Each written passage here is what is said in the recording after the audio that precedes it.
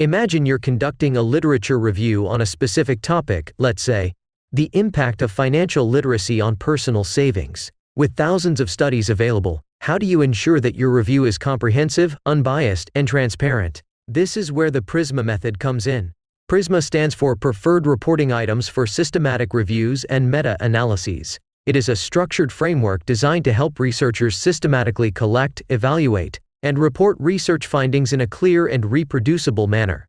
The process begins with the identification stage, where you search academic databases like PubMed, Scopus, or Google Scholar using carefully chosen keywords. This search might yield hundreds or even thousands of studies. Next comes screening, where you remove duplicates and scan the titles and abstracts to determine which studies are relevant to your research question.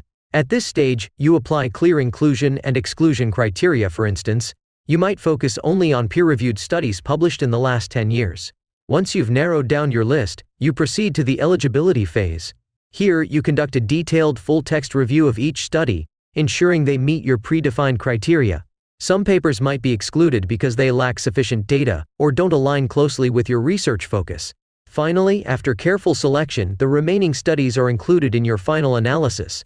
To make the process transparent and replicable, you document each step using a PRISMA flow diagram, which visually represents how studies were identified, screened, and selected.